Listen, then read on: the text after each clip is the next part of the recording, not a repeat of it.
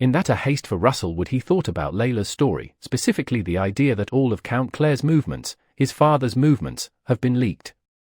A knight like his father, who was on the verge of advancing in rank, shouldn't have died to a mere monster attack. It's ridiculous to believe such a story. Russell immediately realizes Calix is seeking his help, but in the political games of succession, Russell has no intention of getting involved. However, if the Count's death truly was premeditated, that changes everything, yet gripping his sword, Russell debates internally. As a soldier, he doesn't want to get entangled in politics. This principle has guided him for 50 years.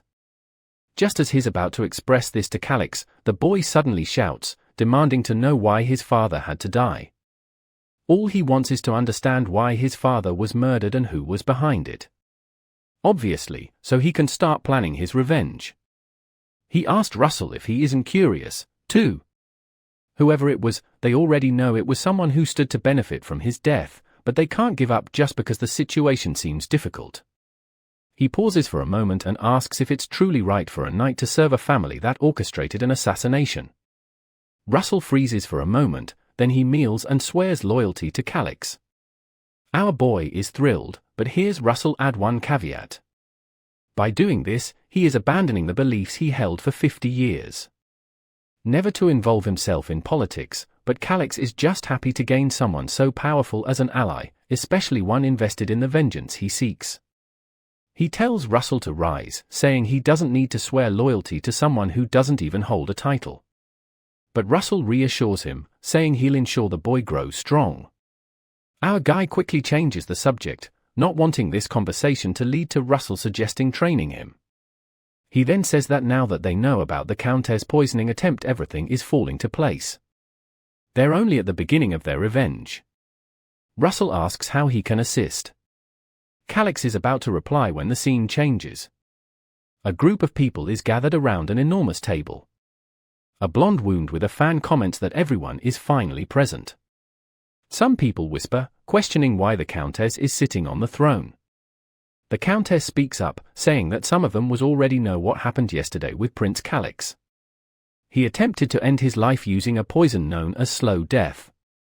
One of the older men says it's the typical choice for those looking to take their own life. And if he consumed it, death was inevitable. Everyone is aware that with Calix's death, the faction he represented has become irrelevant. The Countess is overjoyed by Calix's apparent demise. Now it's certain that Grumbine will assume the Count's seat. This is exactly the question everyone in the room is asking. Some suggest that the Countess take charge temporarily. Meanwhile, in the next room, a boy is getting ready, remarking how things are becoming quite interesting. He calls out to Russell, who declares he'll follow him to the end.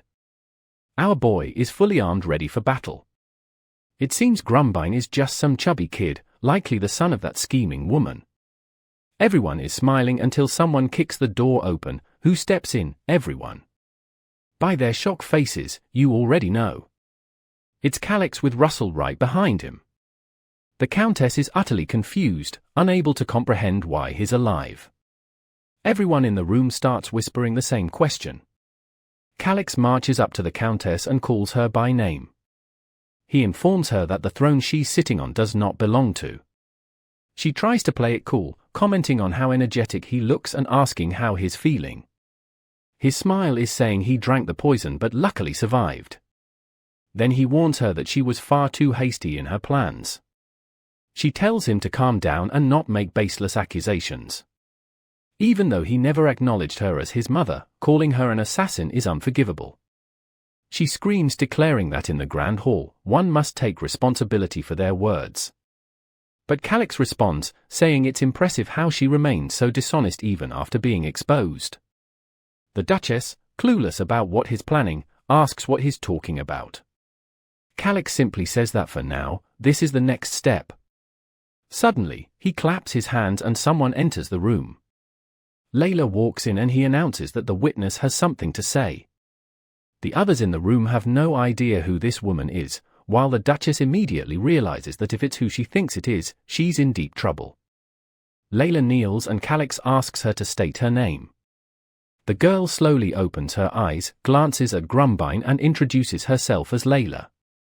Now the Duchess is panicking, unsure why this girl is here. Layla introduces herself as a shadow operative from the Hoser and family's Special Operations Unit. Calix commands her to explain. She explains that members of this unit are orphans trained in the Gorda fields. The children who survived were selected and sent to other locations with false identities. He asks if she was working undercover at his castle. She says yes, pretending to be a maid employed by Lady Stella. Calix then asks if she knew of a true mission. Layla admits that she did. A Duchess yells, claiming that all of this is a nonsensical conspiracy. Others in the room protest, saying Layla had worked at the castle for 5 years. How could you possibly be a spy? The room erupts with accusations that a Hoser and family's family is scheming something. However, others question why Layla would confess to such a thing without reason. The treasurer next to the Duchess starts to panic. He shouts at Russell, demanding to know why he's staying silent. Does he really believe the words of a maid like her? Russell calmly responds that she isn't a maid but a criminal caught in the act. She was forced to admit that she was a spy working for the Hoser and families. Whether this is a conspiracy or not, it must be judged after hearing her testimony. The treasurer has no good response. Another noble interrupts, telling the treasurer to stop interfering and let the woman speak. The treasurer, angered, asks what he just said, but someone else shouts for everyone to be quiet. The room falls silent and the Duchess's anger is palpable. Someone asks Layla what her mission was while working for the Hoser and families. She states it was to gather information. Calix asks what kind of information.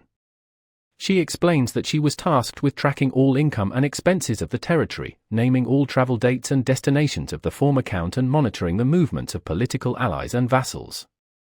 Calix then steps forward and asks her what her most recent mission was. She reveals that her orders were to poison Prince Calix with the slow death venom. After his death, she was to place a forged suicide note in his room to make it appear he had taken his own life. Calix, cold and calculated, asks her what the outcome of her mission was. She admits that she successfully poisoned him but was caught by Count Russell when she entered to plant the note. The Duchess screams, demanding that the woman be arrested. Guards rush to seize Layla, who tries to resist, shouting that there's no evidence to back these claims. Calix, looking as composed as ever, calls out to Russell. Russell nods and presents the forged suicide note. He explains that he was in Calix's room when Layla entered to plant the letter. Then he reveals a memory of the Earth Scroll. He reminds everyone that this magic is capable of revealing malicious intentions. With this scroll, they can uncover who ordered Layla to carry out this act. The treasurer realizes that if this evidence is revealed, it's over for all of them. They have to stop it, even if it meant silencing everyone in the room. Calix, noticing the treasurer's tension, smirks, already knowing he tries something drastic. He stretches his arms and calls for the knights to enter. The room fills with the sound of footsteps as an army of mags marches in, positioning themselves behind each noble. Now there was no way to suppress the truth. The treasurer, terrified, demands to know from Russell what this means. Russell explains that after reviewing the scroll's contents, the results were shocking. To prevent disorder and chaos, summoning the mites was the only option. The nobles protest, claiming it's wrong to bring soldiers into the sacred Great Hall. Meanwhile, Grumbine, the chubby heir apparent, sits in stunned silence, looking like a fool. The Duchess, realizing the mite's presence means the evidence is irrefutable, knows she's trapped. There's nothing she can do now. Calix then asks Russell what the punishment is for a noble who attempts to kill a member of their own family. Russell replies that it's death by hanging. The Duchess in desperation grabs her piggish son and declares he had nothing to do with this. She turns to Calix, pleading, saying that while they aren't related by blood, she is still his mother. She begs him to believe her. But Calix only glances at Layla. With a sly smile, he asks her if this is true. Layla, trembling, reveals that when she received her orders from the Countess, Prince Grumbine was present. Calix smiles and the Duchess falls into despair, screaming and crying, claiming it's all a lie. Which is a lie? Our boy, unfazed, announces that he doesn't care if the lie He's determined to take them both down.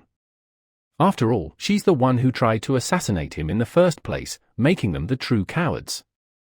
Looking at her sobbing on the floor, he declares that the fox hunt has now reached its climax.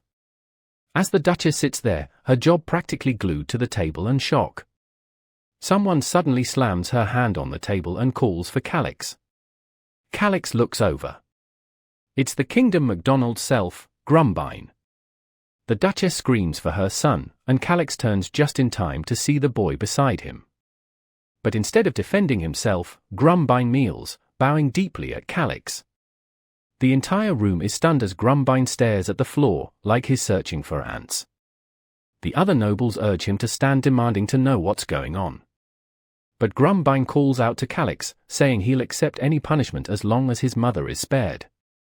The Duchess, confuses in panicking, begins screaming at Grumbine.